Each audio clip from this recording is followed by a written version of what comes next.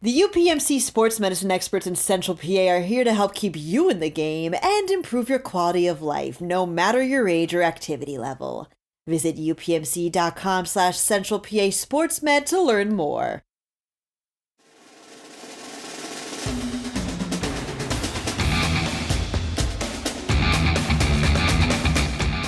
All right, everyone, and welcome to another edition of the Pennsylvania High School Football Report. I'm Brian Linder. We got the whole crew here today.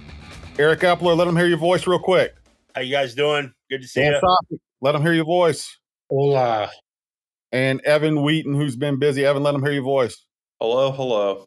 All right, because we always forget to do introductions, and I figure you guys are driving around. And you're like, who in the heck is talking right now? Look, we got a big podcast. We got a big guest coming on. Evan was actually at the Marathon PIAA board meeting where Aliquippa and Wyomissing and Bishop Guilfoyle and Steel High appealed, moving up in classification. Bishop Guilfoyle was the only school to win their appeal. We'll have Steel High coach Andrew Erby on as our guest in just a moment. But guys, getting into the week, I always ask how you guys are doing, what's going on.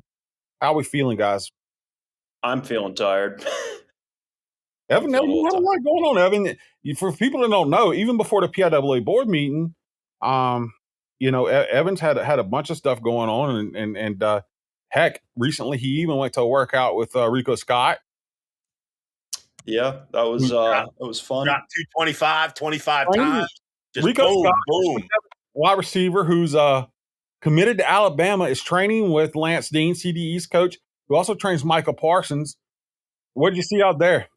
I saw Rico Scott smile, which I don't get to see often. I asked him, how intense are these workouts? And training with Lance Dean, personal trainer of Micah Parsons, and he cracked a smile for me. So that was kind of my I made it moment.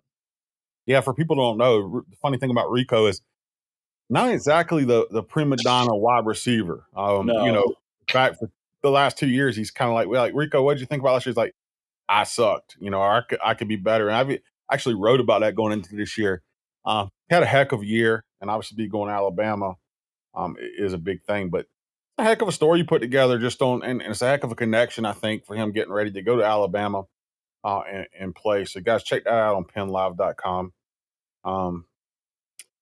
Anything else, guys? What else we got going on before we get into this stuff? I mean, we've had a billion kids commit to Shippensburg in the last 2 days. Yeah.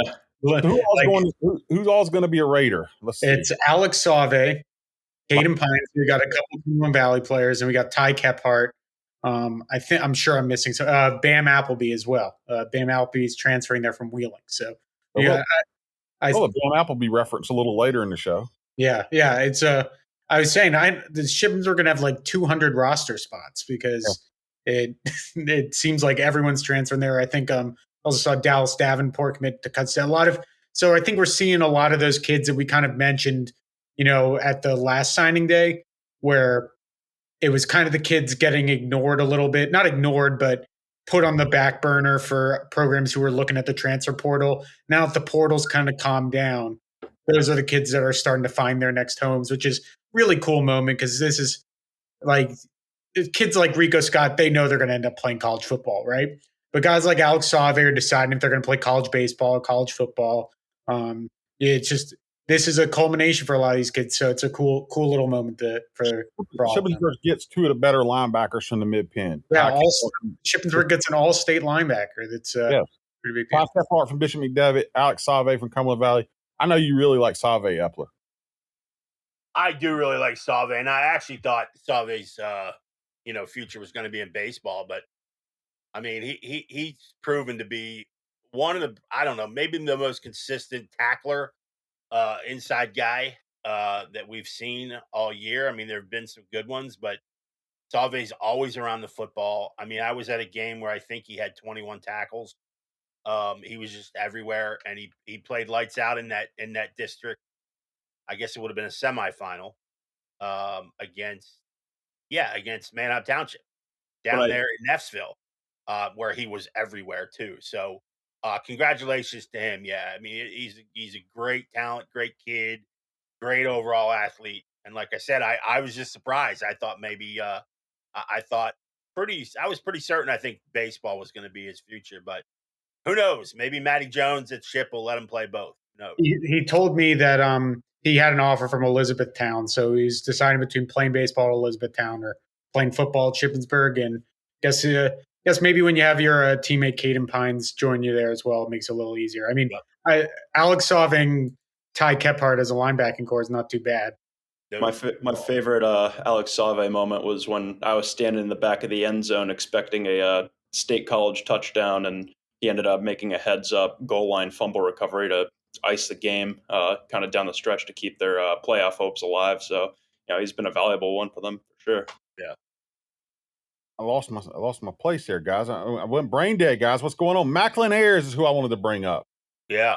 I'm getting old, 40 years old, and the brain's just not as quick, and I don't have as much caffeine in me, so the brain's not firing today.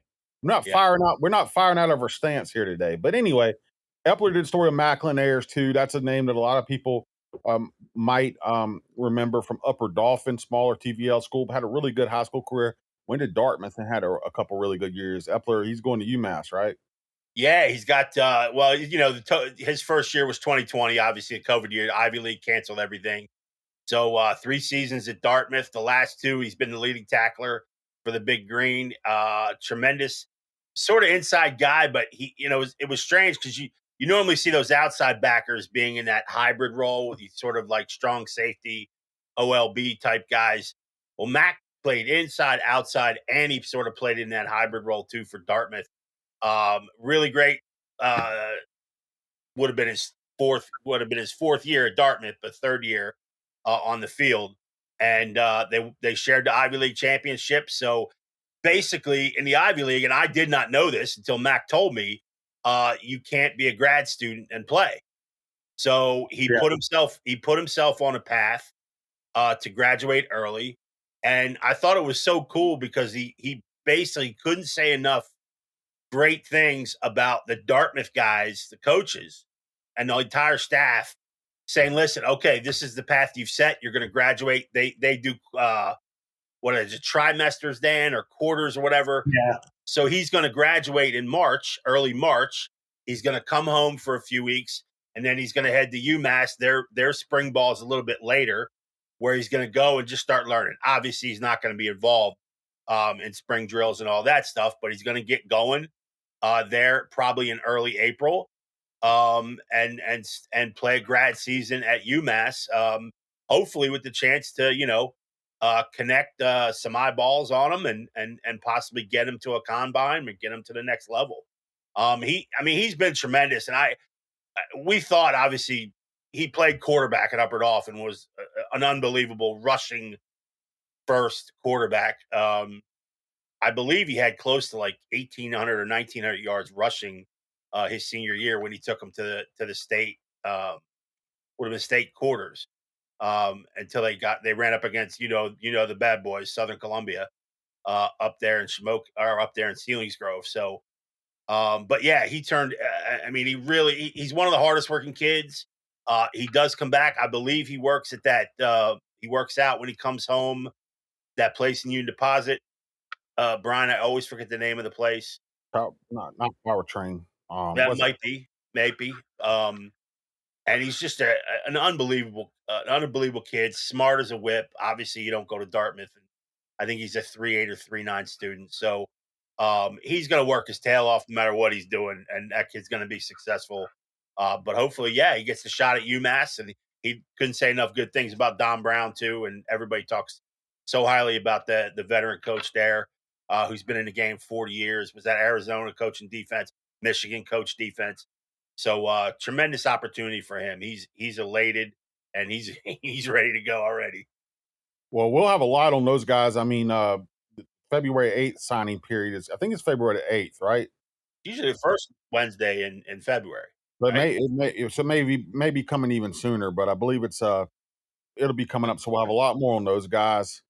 And those signing classes coming soon on PennLive.com.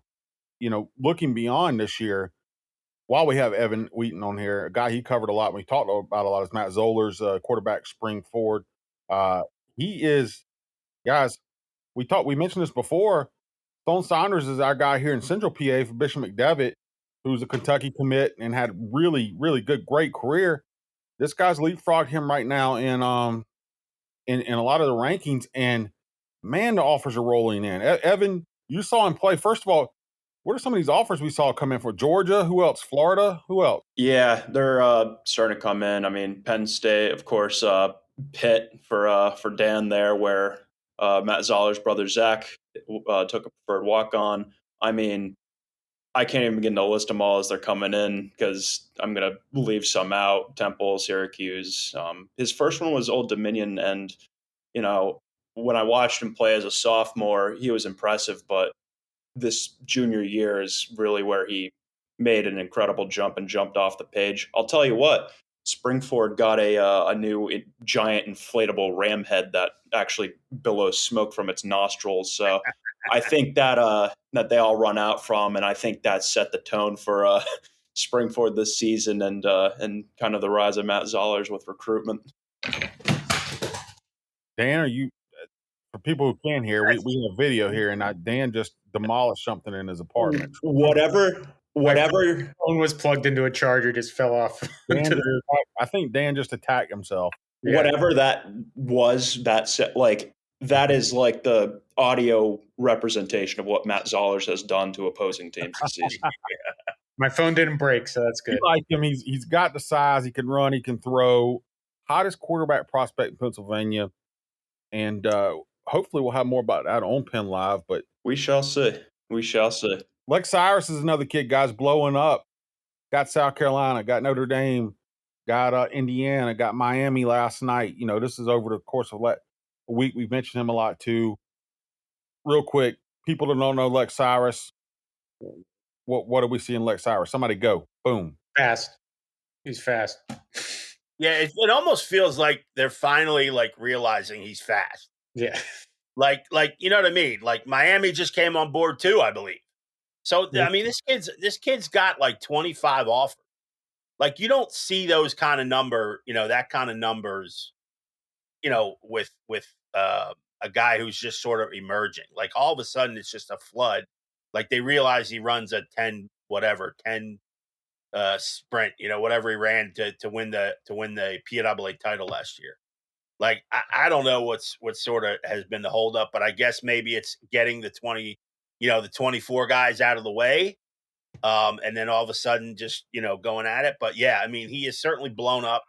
He's certainly fast. He's got really really good hands, and I don't know if you've seen the best out of him. I mean, if they can get him the ball this year.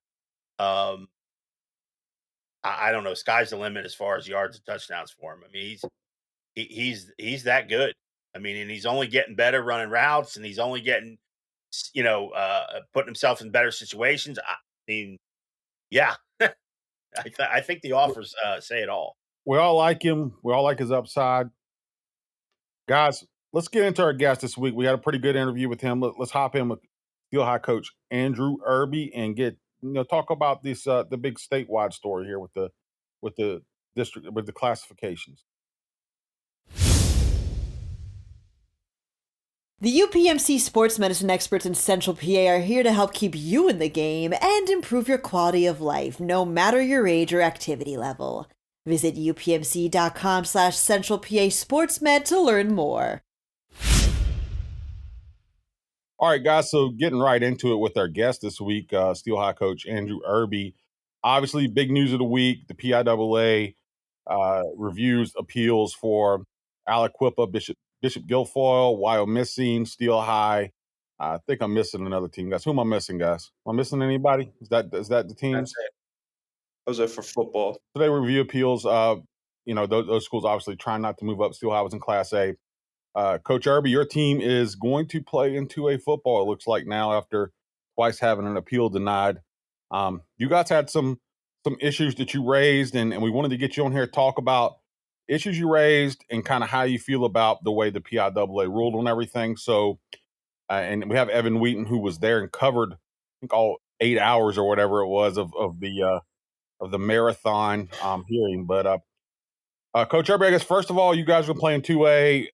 what's the initial feeling coming out of yesterday for you guys? I thought we expressed our concerns, and I think they were valid. But I also think, as far as statewide, I think there's a lot of questions amongst the states and what some rulings and some circumstances and some bylaws that probably just need to be, looked at and reviewed and just updated a little bit because there are some unique circumstances that do apply when it comes to these like situations like this.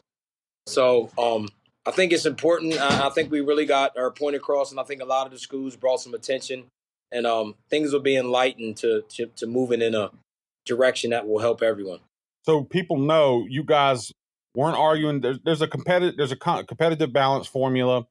Eric Epler, who's on Eric knows the points. He keeps that stuff better than I do. But you guys weren't arguing the points. You're back-to-back state champs. You had 8 points. You were arguing transfers. You had 4 transfers, but 3 of them came over. Asa Kokvar, Bam Appleby, Marquise Beasley. Very good players for you guys. In fact, Beasley and Appleby had really big impacts for you guys in the state title win 2 years ago. But they came over from Middletown, and I think what interested me was they did start the season with Middletown. You guys didn't go out and recruit them and say come over before the season and stuff like this. And Middletown had the ugly hazing situation go down, and they end up at your school. They sit out 21 days. You guys felt that should have been considered. That like this wasn't like players we went out and got, right? Explain to us exactly what you guys argued yesterday. Well, we argued, and I was very clear on this. I thought that I made a point of by saying, like, at the end of the day, guys, eliminate the transfers and look at these kids as more as victims of their circumstances that was out of their control. I said, on paper, it'll say transfer, but the reality of it, I just think you need to be more of a person and have, just identify what these kids went through was not your norm. It wasn't to transfer about a football concern. It was a situation that was out of their control, and you really got to be careful with, some situations. Like it's like a victim makes you aware of something, you put them back in the side, and then you're telling them no. Like acknowledge the fact that what they went through was not a good experience, and it was not ordinary to something that a high school kid goes through. So, with all the documentation that was provided with District 3 previously, we thought that should have been acknowledged. And here's the thing: when we had those kids come over and they were able to participate in football, we invited the band, we invited the cheerleaders. So it wasn't just about football players. At that time, a lot of kids lost great opportunities, girls and boys, non-athletes and athletes. So there was no thing where we just said, hey, give us the football guys. Like you said, they played. An unfortunate situation occurred, but again, like and I said earlier, I'm very confident, and I'm would never change my decision of telling kids no. Yeah, and I mean, obviously, you guys aren't the only school that's dealing with this. It might be a little bit different circumstances, but I mean, we've got 2 state champions who are having to move up a class and kind of similar. And I saw some comments from Aliquippa head coach Mike Warfield. Have you guys talked? It feels like it's a pretty similar situation between your guys, just in terms of what you guys are being forced to do. Have you talked with Coach Warfield and kind of expressed similar kind of frustrations with the process? I think we plan on touching base this week. I have reached out to him. I'm just waiting to hear back. And again, we just want to have a football discussion because it was never about the talent. Like I'll be a fool to sit here and say that we didn't have talent, and we had a special group, but also behind the scenes, it really didn't start as a ninth grade process.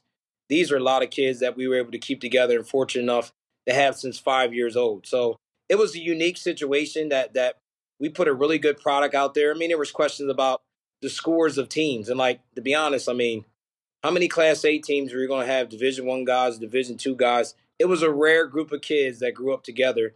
That was a special group, and there was never a question about necessarily our success points. We earn those success points, and I understand that. But we just thought that they should take in consideration of the transfers, and we do have to look at the safety and well-being of all athletes when you got low numbers and you don't have guys. And part of that is part of the PIAA, the part of their bylaws, the safety and guidelines, and they speak on that. But then it's kind of like it's ignored for some smaller schools. Did you get the sense over the course of the proceedings at the hearing that the decision was what the decision was, but did you get the sense that there was an openness when you were bringing up the points, or did you get the sense that it was sort of falling on deaf ears as the proceedings went on?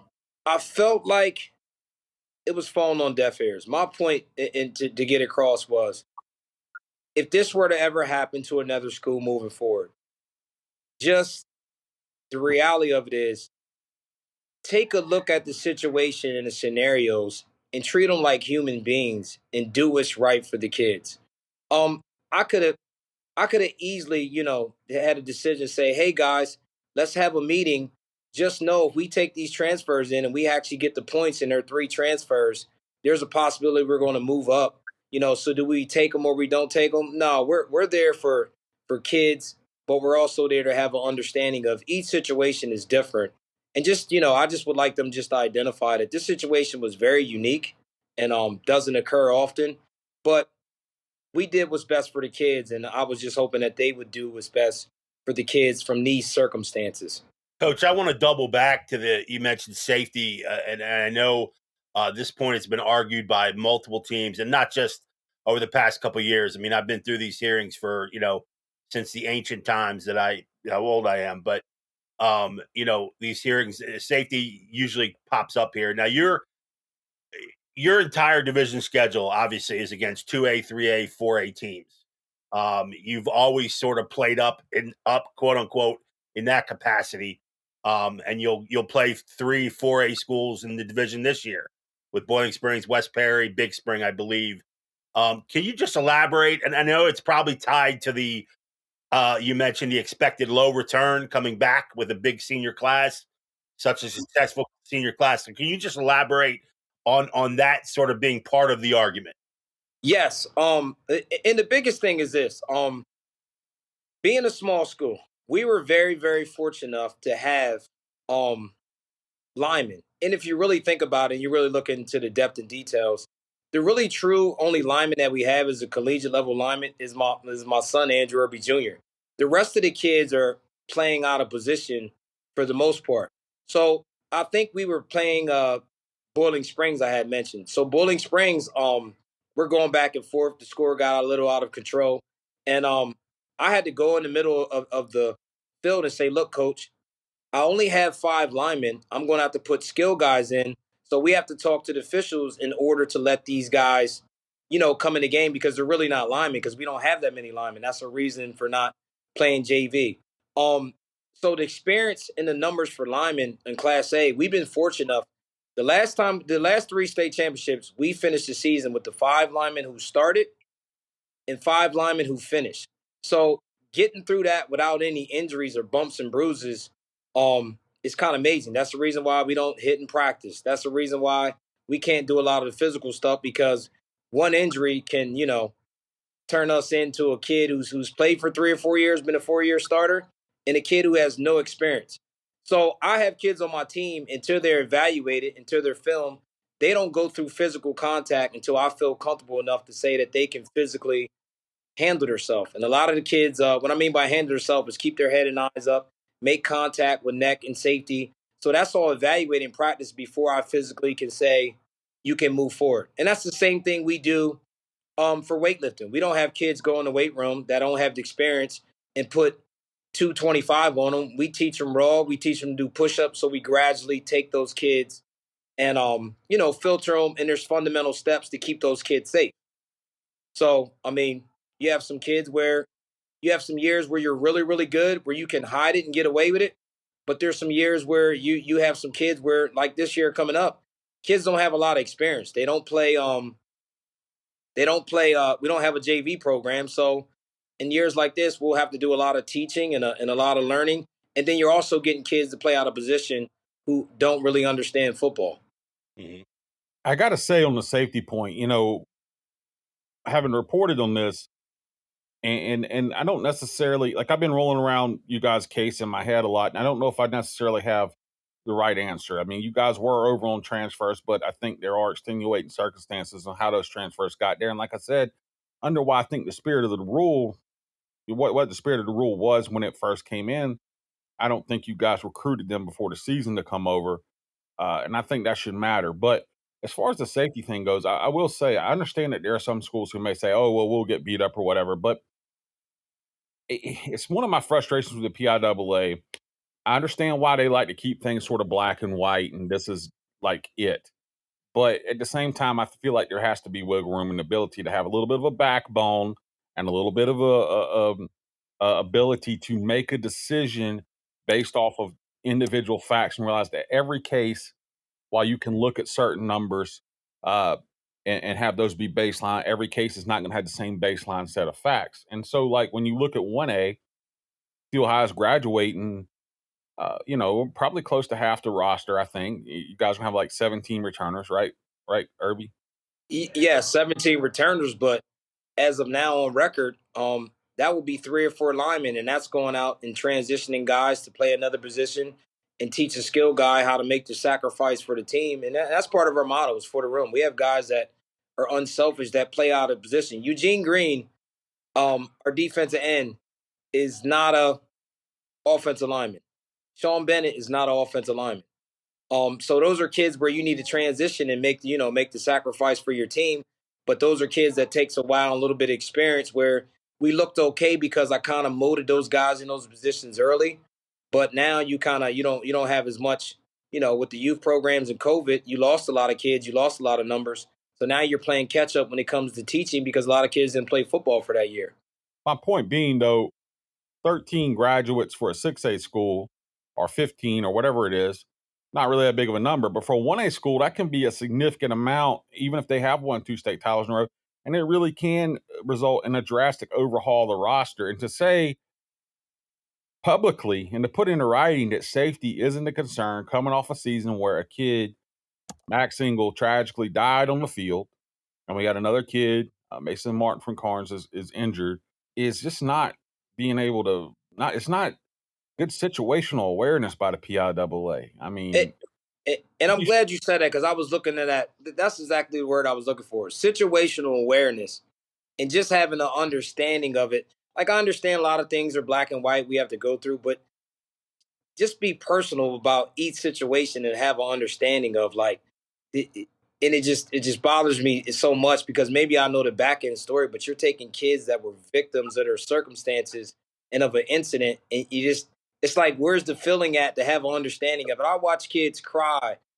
I watch kids I watch kids hurt when they found out they couldn't play. So, and again, I said there was positives because I think that reminded us of how important hazing and safety and bringing awareness. But it also let my kids and my players know this thing can be taken away from you with any bad choice. So just your social awareness of the incident and having feeling and being like a human of the issue and just having true feelings about kids and people was just my biggest thing. You know what I mean? yeah, and like I said, I don't know that I've personally, guys, and I don't know how you guys feel, come to a conclusion about what I feel like the total right answer is for you guys. I've been rolling around my head a lot. I do think, like I said, I don't think you guys operated outside of the spirit of that transfer rule or why it was originally put in. But I do think that the PIAA, a lot of organizations do this. It's not just the PIAA. They have baseline facts, baseline numbers they operate by because it makes things easy. You're either Yeah. this or that. But in life, there are extenuating circumstances, and I do think that you have to be able to have enough of a backbone to be able to make individual decisions. Now, the last thing I kind of wanted to touch on, guys, is now here we are. How many ever years into this competitive balance formula? How many years has it been, Epler? Well, this is 4. This will be 4 years.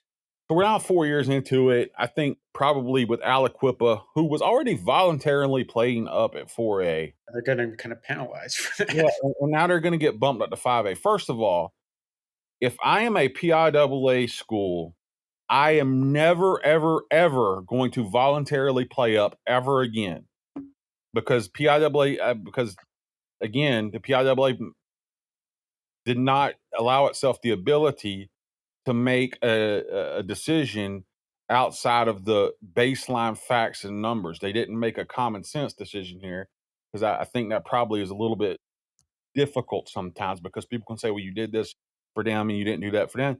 All you got to do is say, these are the facts. Hey, we have to tell coaches that all the time. Coach, this is why we didn't do that or why we did this as journalists. But now here we are 4 years into this. Aliquippa went through 2 years of this, and now they're bumped up now to 5A as really a 1A school. And I encourage you guys to read some of the stories out in Western PA about them. We've had some too. JD Pros wrote one for us. It's a transient district. People move in and out of that district. It's not like a football team is recruiting there and whatnot. So now we were 4 years into this. I think the spirit of this rule, guys, and correct me if I'm wrong, any of my guys and Coach Erby, was put in because of some of the non-boundary schools. The idea that there's not a competitive, a competitive baseline there. It's not they're starting with a little bit of an advantage to try to build in and bring things back to being more equal. And now that we're 4 years in, I think Aliquippa's probably been the hardest hit, kind of come after, and then still High's been a high profile one this year. Is the rule and the competitive balance formula why it was brought in? Is this the spirit of why it was brought in? Is this rule operating for like it was supposed to? The biggest and the obvious thing is from a coach's perspective is if you're 6A, you can bring in 20 transfers, and you're good. And they don't even have to be in the state of Pennsylvania. Like that doesn't even make that does and that's what we kind of like. So you can live in another state and put on a football uniform and it doesn't affect anything, but you can be down the road and be a victim of a hazing incident and not and struggle with and make the other kids that are behind it be penalized because I just there's some things where that's where the question mark comes from the coaching perspective is like, what are we really doing? Are we really being stern, or is it like because it really doesn't affect everybody in the PIAA? It only affects some schools, and at the end of the day, the smaller schools and the public schools are going to get hit harder.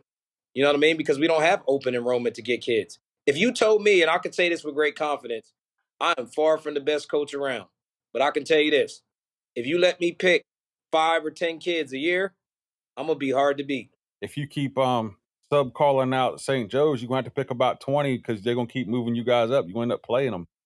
Yeah, no, it's nothing against. They're doing what they're supposed to do. They play a national schedule. You know what I mean? They do what they do. It's nothing against them.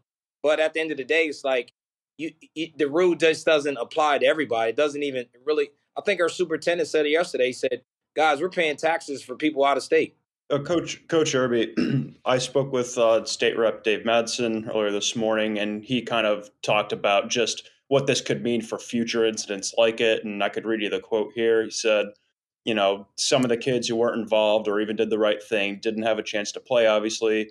Steelton took in some of those kids to play, and they ended up winning a state championship. Part of them doing the right thing, which I think is what led to get pushed up a league when it was a special circumstance, and that was sort of the argument they were making. Frankly, they did a very kind thing letting those kids play. But I think it's unfortunate that ultimately they got penalized for it. And in the future, something like this happens. It's a great example of what a team should do. But now they might have to consider not taking those kids in that situation like that. Hopefully, that is a rare thing that doesn't happen very frequently. But when it does, you would hope that the kids who weren't involved would be picked up by a team to play. Just thoughts on as it pertains to incidents that can happen in the future when you're viewed as doing the right thing by many and you get penalized for it by state organization. In our field, in our line of work, our job is to give kids opportunity. We grow them as young men and young women. So to those little bit of practice and those little bits of games, those are temporary. But the life lessons that you learn in the relationships, and a lot of times, to be honest, you're taking a lot of kids in. You're the support system. They need us more than during the game.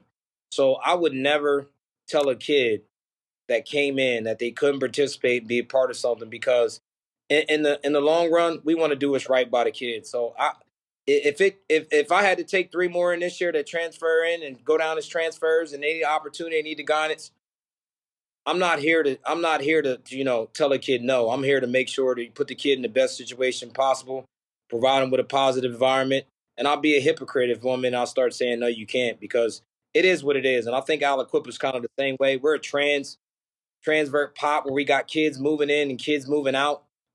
It's just hard to tell kids no because you may be saving that kid's life, or you may be the difference, not on the football field or getting an opportunity, but outside of sports. You're the difference maker. So I think, you know, that part of it is what is important to me, that we have to stand on and continue to stand on, is more than football or more than the sport. You said you were going to talk to Warfield again. Obviously, this is two appeals declined. Is that it? I mean, are you guys? I mean, you're going to talk to him again. Is you guys just going to go up to 2A, or is there any other things you guys are going to try here? I think we'll talk. There was some discussion amongst, the coaches association. We'll bring it up, just as far as Pennsylvania Coaches Association, and just see what thoughts are, and just see, what the other coaches' views and opinions are of, the situations. And it's tough because it's like, I mean, for Aliquippa to do what they're doing, I mean, that's rough. I mean, I can only imagine. I'm looking at their numbers, to be able to make that work. That's tough on any team. Like, I mean, that just shows, trust me, without knowing the transfers, the guy's doing a really great job to keep that program running, and how he's keeping those kids together to be able to be successful and win, because it is hard. I mean, you don't have the numbers. You got to learn. And here's the biggest thing what most people don't think about. The biggest difference between Class A and your bigger number schools is not always about talent and players. It's about learning three different phases. You got offense, defense, you got special teams. So it's almost like taking three different courses. So you really got to be great teachers. You got to take better care of kids' body. Your off season has to change. And people always say, you do a 7-on-7 a week, because guess what? We don't have any twos or backups to go against. So the spring now and rolling into the summer, that is our practices before we get to our season. Because with pads and equipment, we can't really have contact with our numbers to keep people safe. I've got one more question. Obviously, you guys, if you aren't playing in 1A, I kind of was talking about this with Brian. There's already only 3 teams in 1A in District 3. And now, there's some, Fairfield is maybe up in arms, or, up in the air about if they're going to play next year. There's some debate about if they're has there been any clarification on, what's going to happen with 1A in District 3, or are you guys not even concerned about that part at this point? To be honest, I don't really know. And we always looked at it, to be honest. We always looked at it. We played the double. We always usually ran into Trinity or Camp Hill during the regular season. So we always said, listen, if we're going to play, I always told our kids, this is the AA district championship, Camp Hill or Trinity or wherever we played in our regular season. So I kind of tried to motivate our kids. And again, they're Trinity and Camp Hill play some schools with some bigger numbers also. But it's just, it's just 1 or 2 injuries can change the outcome of your team. I mean, just think about it. People always say, "Hey, you never ran Alex." If I run Alex and Alex gets hurt at quarterback, you're talking about you're costing a couple games down the road. So it's like being able to protect a kid like that I really held back on him, because I said we got to do what's best for the team, because we really don't have a kid behind you. So we can't afford an injury like that. Yeah, you have a really, really good quarterback, but he can't take hits, because he takes a hit, that could change the outcome of our season. Yeah, I guess just like, what's the point of having a 1A classification if you're going to have 1 to 2 teams in the classification in almost every district? Like, I pay more attention to the players and coaches and stuff, but I actually texted the guys outside and said, is Halifax now the first team in the PIAA to make the playoffs? I mean, because they're the only District 3 1A team, I think. I mean, because Fairfield, last I read, may not have a program next year. Is Halifax celebrating today? Are they?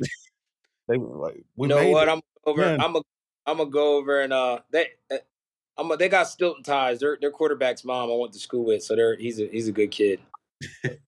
So, Coach, I'll leave you with this: 2A or not, you guys got to buckle the chin strap. Only 17. Camp Hill's coming with that air raid next year, man. They're gonna try to get some get back on you guys, I think. Yeah, well, I've learned a long time ago.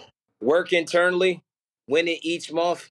Focus on yourself, and whatever comes. I learned a lot of being a humble pie. I know we lose a lot. It's time to get your hands dirty and work back around. It'll be uphill. It'll be uphill battle, but it's just about the off season now, and hopefully kids finish and play basketball and play baseball. Then we'll get them back when it's time to get them back.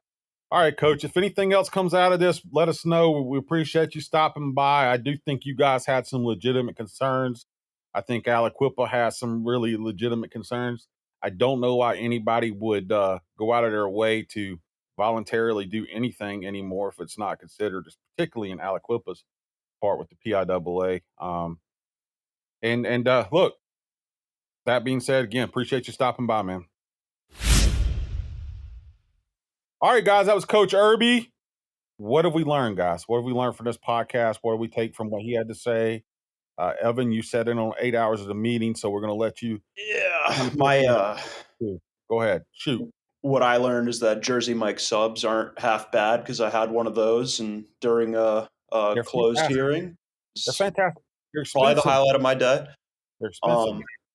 And then what I also learned is that, on top of the 4 football programs, right, you have in that whole board of directors meeting, you have Villa Maria field hockey appeal was denied for competitive balance. Springfield Township boys soccer appeal for competitive balance was denied. Farrell's request to leave District 10 for the Whippeal also denied.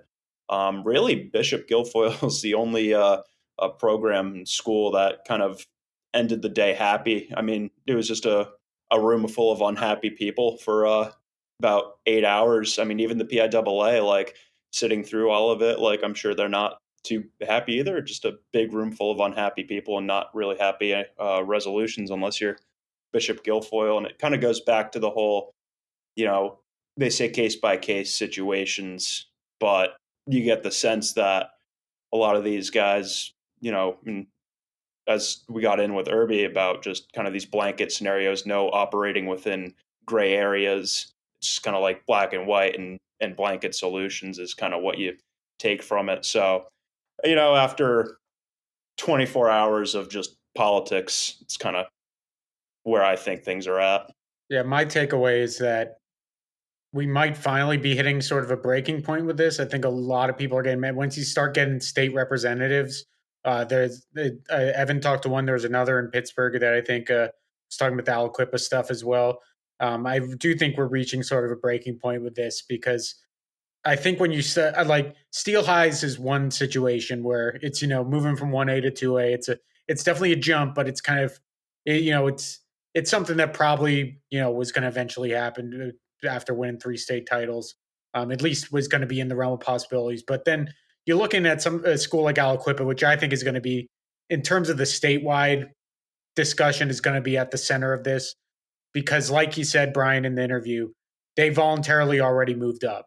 And so now they're being penalized for that. And they're being penalized for demographics. They're being penalized for, the transient nature of housing in Aliquippa and how things work in that regard. And I think there's going to be a real breaking point here. And, just the optics in general, right, of the only school that didn't have to move up was a private school. And you can say whatever you want. I believe the Guilfoyle session was closed, right? So we didn't really get to hear which is another interesting thing. But the optics of the 3 public schools having to move up and the private school getting to stay back, it's gonna make people upset. People are gonna be upset. Colin Dunlap tweeted it. He tweeted, along racial lines. Yeah.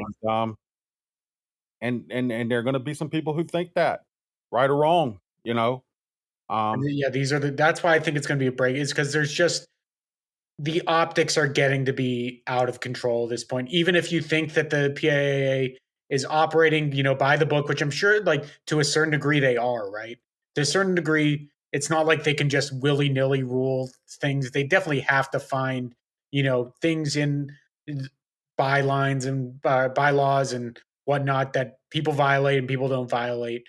But optics are optics, and you're making all these teams move up, and you're making certain teams get to stay and whatnot. It's gonna. I think that we're reaching a point that we haven't reached in a while. Epler, the last time we had the politicians involved, it was over the public-private debate. Sure. And this was supposed to solve that to some degree and bring more equal footing.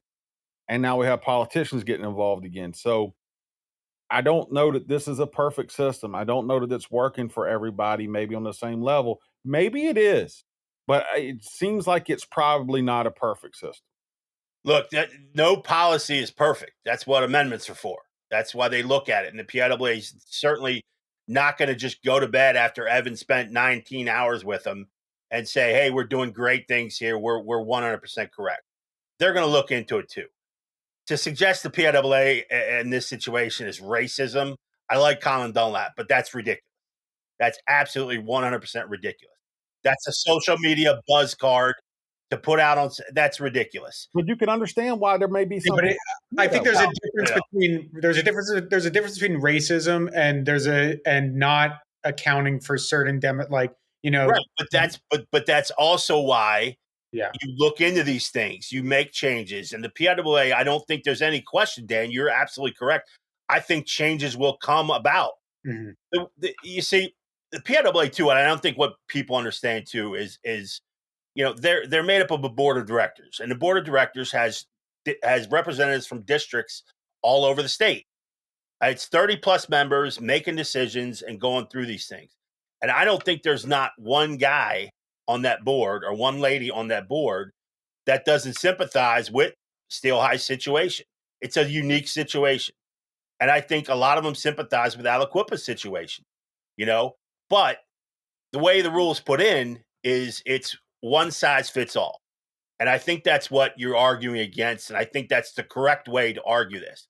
I think deep down, they would love to have, two scout dogs go out and basically apply tweaked rules to certain situations because these are unique situations.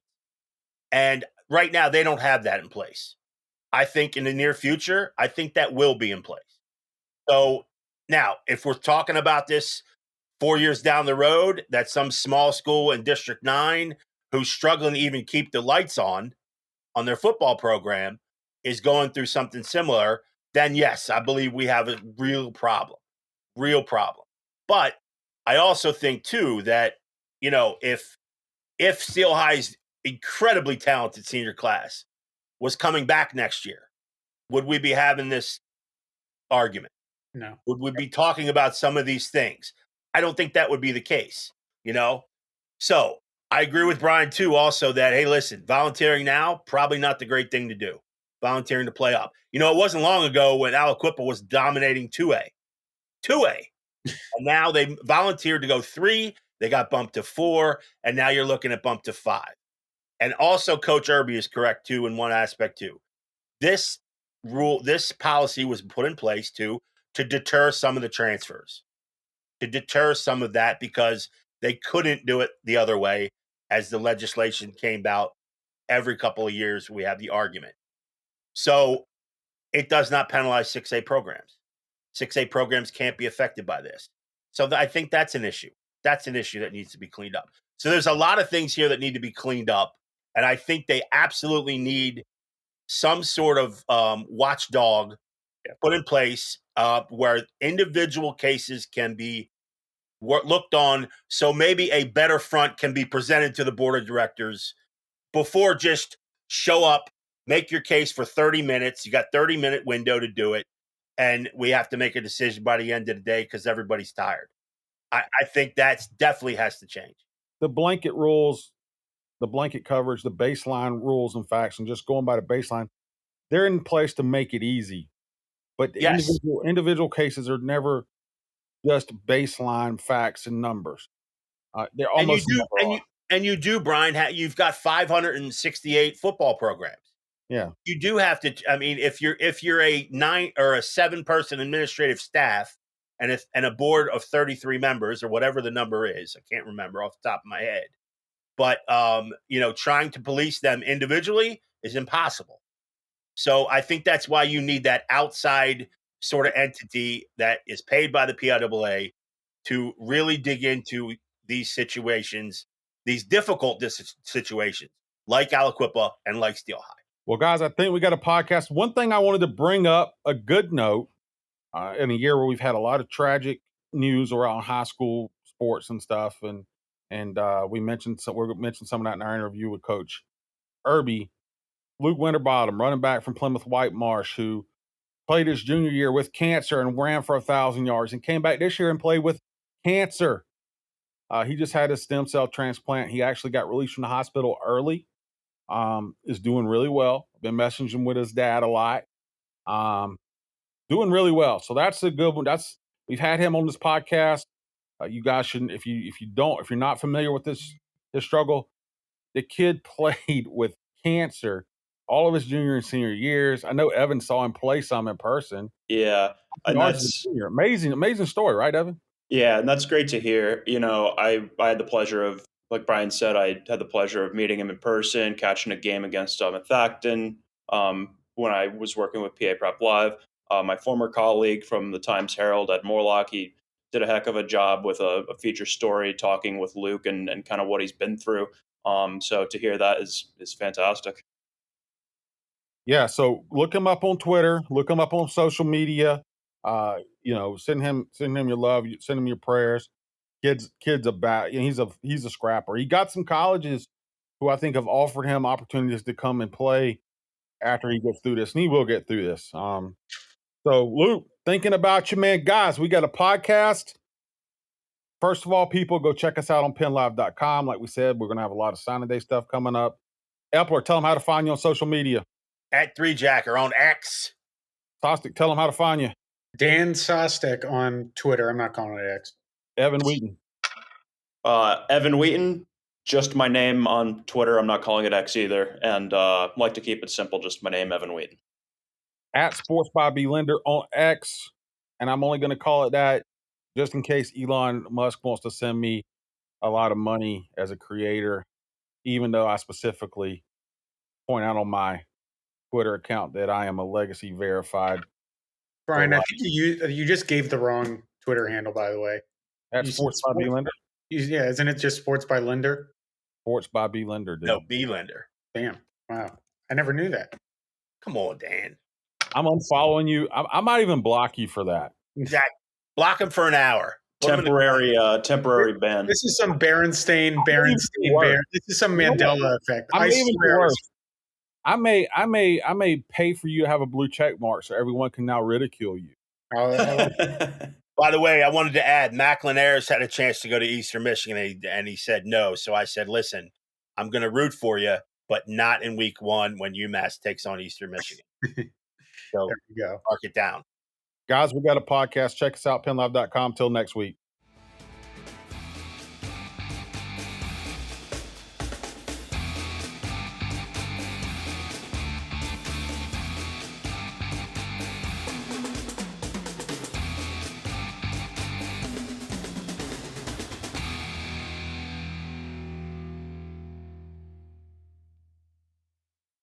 The UPMC sports medicine experts in Central PA are here to help keep you in the game and improve your quality of life, no matter your age or activity level.